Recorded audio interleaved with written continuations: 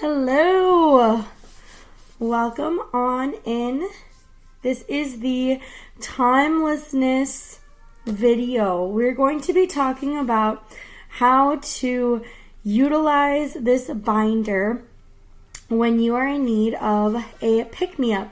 And quite honestly, this section is really to either reflect on the meditations and any other work that you may have done this month, and really going back to seeing how you can utilize this binder. Here's some of my notes. But as you come into your binder, you should see your astral shamanic alignment. This is going to show you your Western chart or your ego chart versus your loving chart or your Eastern Vedic chart. You should have gotten a root chakra, sacral chakra, solar plexus chakra, heart chakra, throat chakra, third eye chakras, and crown chakra pages for your astral shamanic alignment. I'm going to break down each page for you so you can go back to this binder and you know exactly where, how, what to use. Now the root chakra, there is that, I'll just fold it. There is a sun symbol. Whenever you see a sun symbol, that is for your ego. And that is honestly when you are feeling triggered about something, I would check out my sun's sign. I would check out my ego part to see if what is triggering you is something external that you can bring on in. And your moon sign, your Vedic sign, that's going to show you how you can internalize the wound and how you can bring the healing to the wound. Now, the bottom is Shani, and that has everything to do with Saturn. And then if you have the same element, you'll only have one element. So mine is the same, but you should, if you don't have the same element, there will be an element here describing your ego, and there will be an element here describing your love. I would look at your root chakra and compare to see how your ego grounds itself versus how your internal compassionate and loving side grounds itself. I'll just keep this open so I don't have to keep opening and closing my binder. The second is your sacral chakra. So if you're having issues creating or being triggered while you create or being sexually triggered, that would be looking at your solar plexus, your sacral chakra, and it would be looking at your triggered state. And here is the symbol for the sacral chakra. And then you have that Vedic Eastern loving symbol. So then you would compare, and it says Mangala, and that means Mars. So you can always go back, and if something you're like, hey, I noticed Mars is transitioning in something, you can look back to this page and see how it can either enhance your ability to create or manifest, or even raise your kundalini, your spiritual flame. That's what this page is for. Then we get to our solar plexus. This is very interesting because your solar plexus was a main energetic facet for your ego to gather energy. And this is difficult because this is where in Western society, this is where we generate our identity. But now that we're reading our Vedic chart and now that we are understanding there is a more intimate aspect of ourselves, we aren't associating our identity with our solar plexus or our ego self.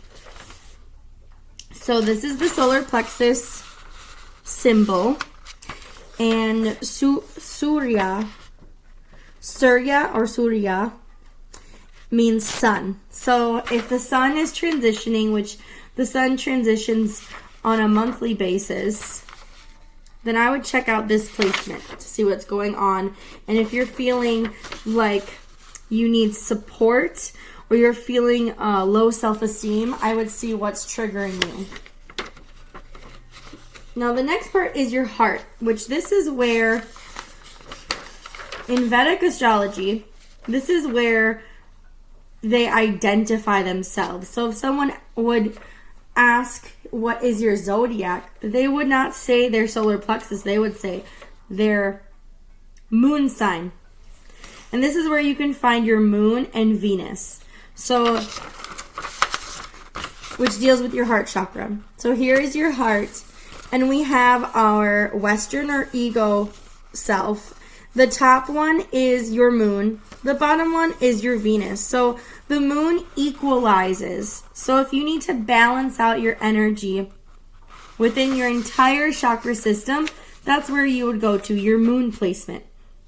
If you need assistance with receiving energy, you go to the bottom one. And this is if you are being triggered. Now, if you want to work and ascend from a heart center, which this is your heart placement, this is actually what you would identify with, is the top placement. The bottom one is how you receive it. Now, there is a center element. This is that releasing. So if you're having issues within this element, know that you are still releasing when you should be integrating and receiving and forgiving yourself. Because we're not releasing anymore and avoiding this aspect. We're integrating it into our new loving selves. So Chandra is moon. Shukra, this is Venus. So if you notice the moon or Venus is entering, exiting, we would go through that.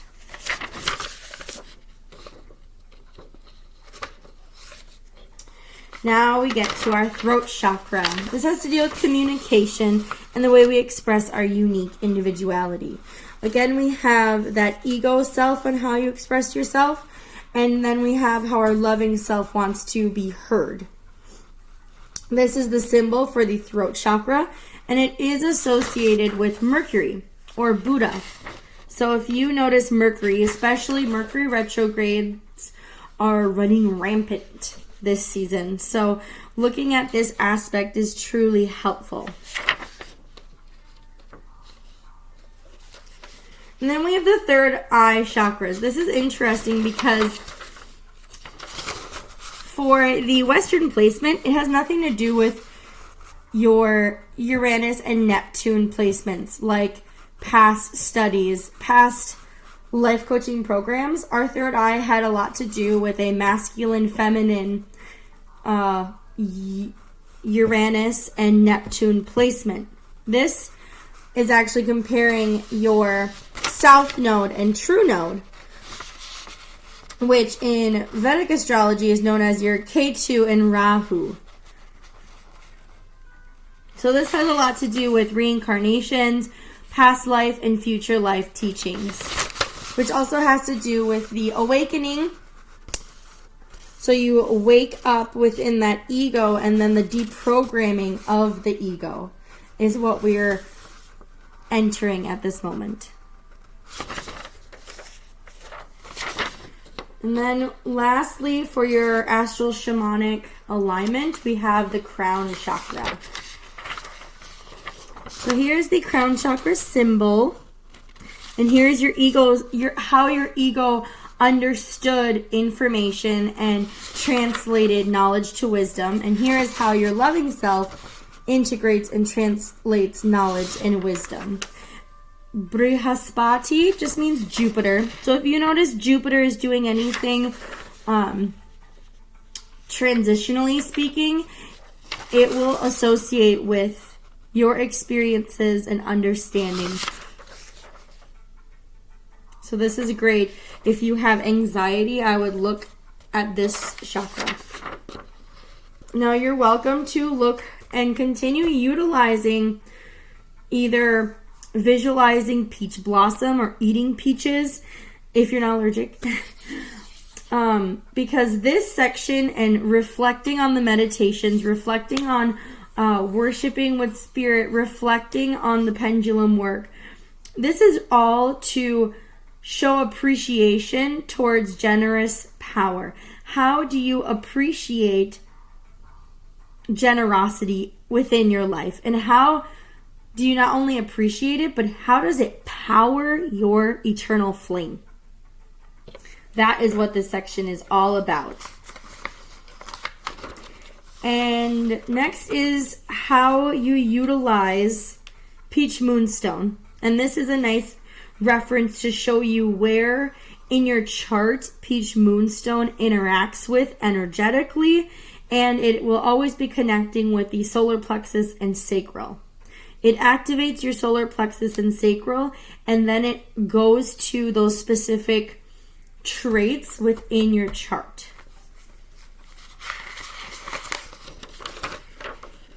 Now, this aspect of using pendulum, you can continue using this, especially if you need a pick-me-up. If you're feeling, I would say, less than who you or what you want to feel like, this is a great way to prepare you for your week. This is a great way to prepare you to accomplish a certain task, and it's a really good way to continue working with your pendulum. Whether you are in next April 2024's class or not, please continue working with this chart because it is helpful and engaging and can show where you need to strengthen or you should be utilizing the energy. And always start in the center. Make sure your space is cleansed, cleared, and that you are centered with what you are asking.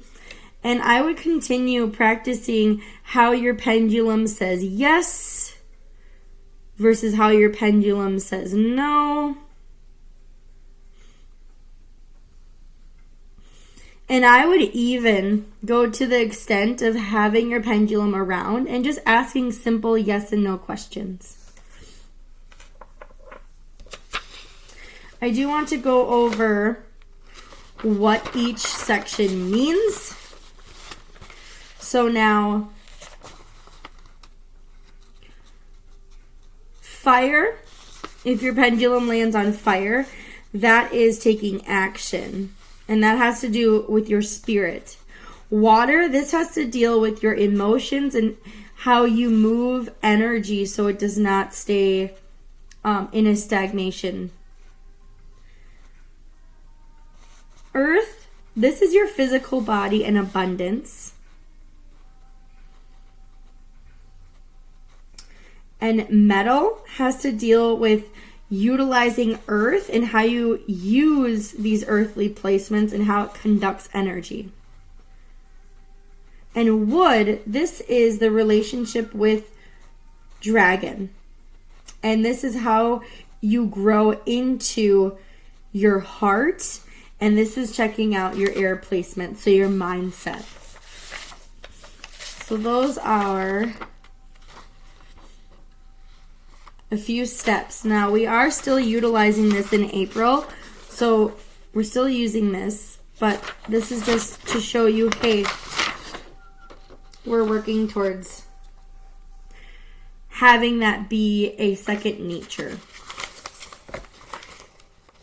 And really checking back into your new moon and full moon energies and seeing if you are continuing to forgive yourself. And maybe if you are beating yourself up, you are always welcome to flip back to your new moon and full moon intentions and remind yourself of what you've forgiven and that you don't need to hold on to that energy. It's already dispersed within your DNA and it's already being molecularly taken apart to fit in other places that energy is needed. And lastly, you're always welcome to continue saying your affirmations and looking at your larger picture for the spring meditation. Looking at your larger visualizations and seeing where you're at into reaching your peach blossom goals and seeing how it correlates with the next goal. That is how you can continue working with your peach blossom program and astral shamanic alignment from spring. Thank you so much. I hope this was helpful. I appreciate all of you. I am going to end with the prayer to remind ourselves what we're working towards. To acknowledge a limitation invites acceptance of our prayers. Express your safety with the universe. Be seen how to refine with the divine. Become forgiveness that pours gratitude in all the empty places. Becoming whole with galactic grace. Namaste, blessed. Thank you so much for hiring me for this beautiful beginning of spring. I am very excited to move to our next chapter. Namaste, blessed.